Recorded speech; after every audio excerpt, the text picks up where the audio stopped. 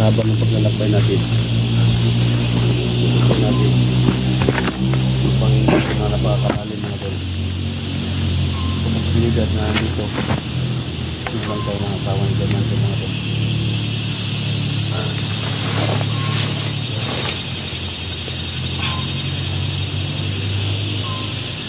Comment kayo sa baba mga tol. Comment kayo sa baba kung ano dapat natin gawin. Inabutan kami ng madilim na dito mga tol. Inabutan kami ng madilim. Okay. Ang gano'n. Sarang natin tayo dito. Kaya nilisod lang yung din.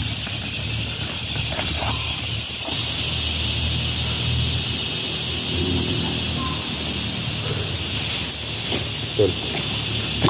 Saan si Johnny ginapos tol? Ha? Sa kahoy na yan.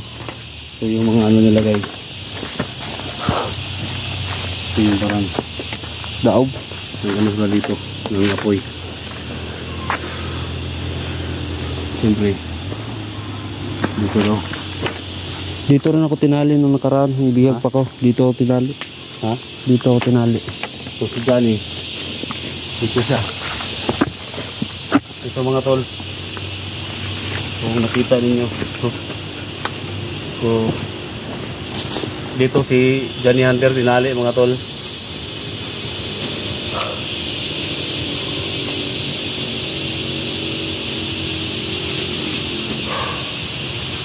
Wala talagang awa si Commander Joselito mga tol.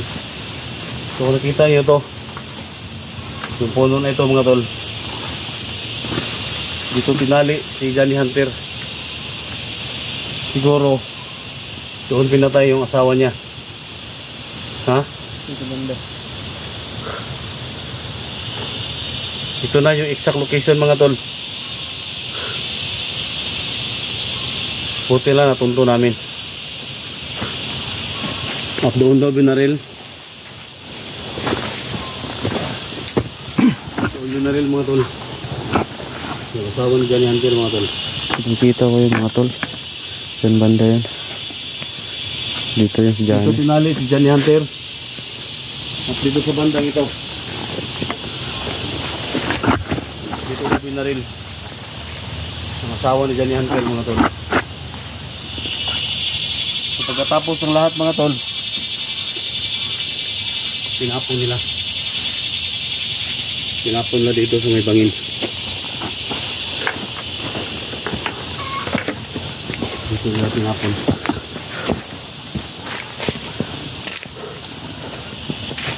Kailangan namin ng maraming mga hunters mga tol na responde dito para makuha natin yung bangkay na katawan dyan mga tol.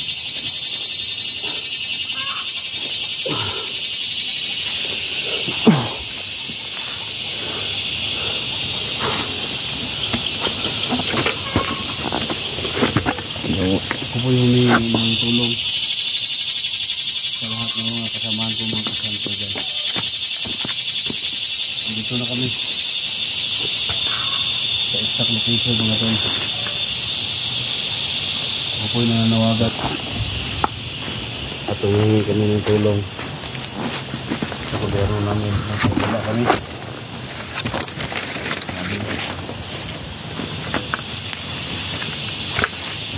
Tulong sa mga barangay malapit dito ang kuha ang tinapon na dito. Kaya ako pinapasalamat mga tol sa inyo. Pagkasal ninyo mga tol dahil sa inyo kami nakarating dito. Dahil sa mga dasal ninyo kami nakarating dito.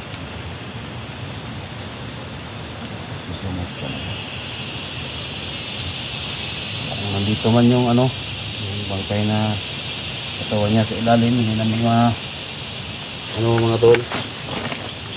So bilang isang pagrespeto mga tol, ito na lang gawin natin. bilang isang pagrespeto na makababa kami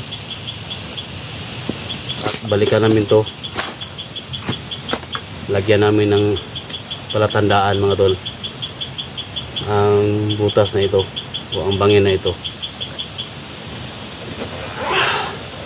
Lagyan namin ng palatandaan na nandito sa, para pag papuha namin si Johnny, dito kami pupunta mga tol.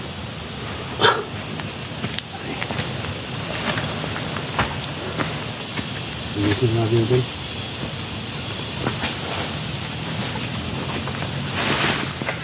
Inisin natin, no? So, bilang isang respeto, no? Linisin namin yung ano.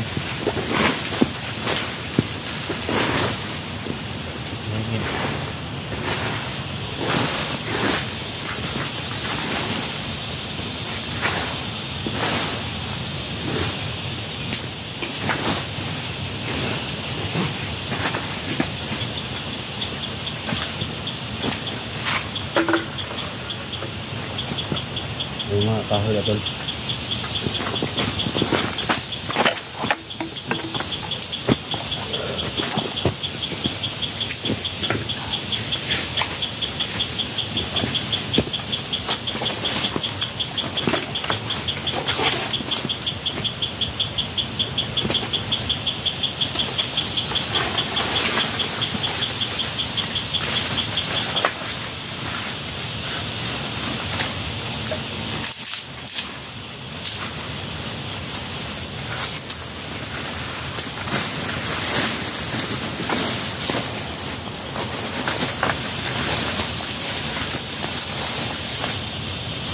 Ito po mga kontrol, lagyan natin ng mga palatandaan po.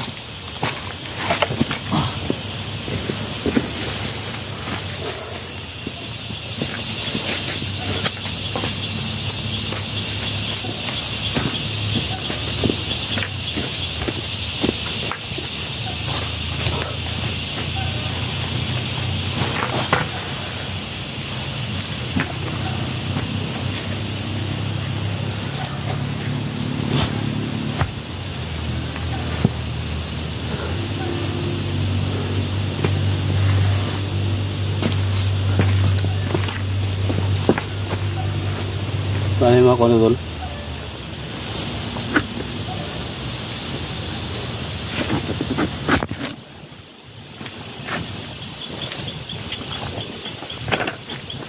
Yan. So, nilagyan namin ng mga palatandaan mga tol. Yan, nilagyan namin ng mga ano, mga kahoy mga tol. Ilang respeto sa tinapon ng bangkay dyan. So sana naman maintindihan nyo kami, punta namin dito at yung successful tayo. Ito kami matagal dito, kailangan kami makababa, baka maabutan kami dito kasi dilim na. Kaya thank you so much sa mga prayer ninyo, no? Sama ko si Abel, sana kayo magsawa na subaybayan yung channel namin. Bilang palatandaan mga tol, balikan namin to, no? Balikan namin to. Yan, kita ninyo. So hindi kayo magtagal dito, baka abutan kami, bababa kami mga tol para report ang lahat ng mga pangyayari sa barangay at sa gobyerno natin. Hindi kayo magtagal dito.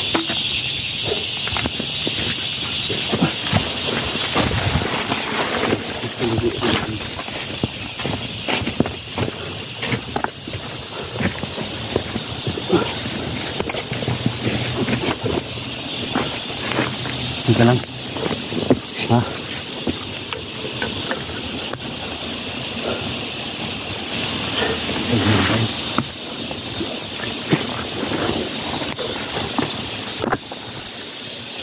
Kahit malansa yung amoy doon, tiniis namin.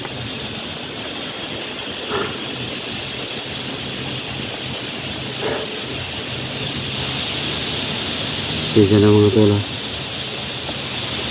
Iisin na lang kami. Sakit din sa amin ang nangyari. Nawala si Johnny ng asawa mo. So balik kami dito. Maligtas namin si Johnny. Ang bahala namin din. Balik kami.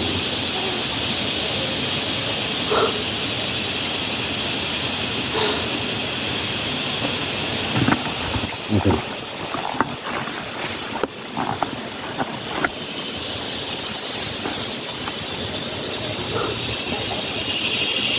Madilim na. Madilim natin. Lapit na. Ha? Umiyak. Kaya natin to. Maraming salamat ha. Na natunto natin kung saan yung exact location yung target natin. So, sana naman sa paglalakban natin ngayong gabi natunto natin sila Eric at saka si Redin. Maligtas natin si Johnny at kang wala ng pag-asa. Ito yung mission natin. Kailangan maligtas si Johnny at saka yung anak niya. Ha? Tara.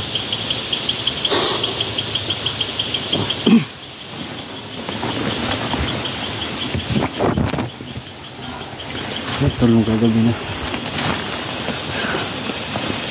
Sila naman tundok tayo natin. Sana mahanap namin si Eric. Uy! Sada.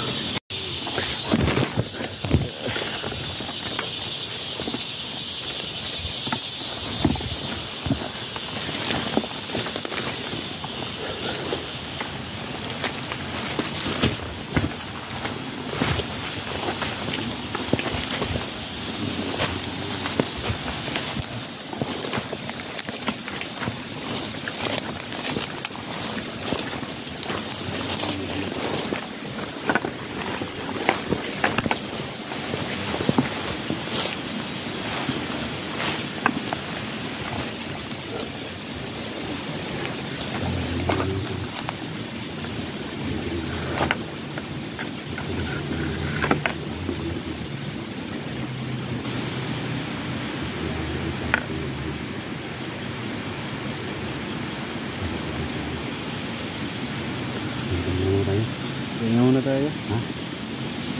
Sabi ko na. Ha?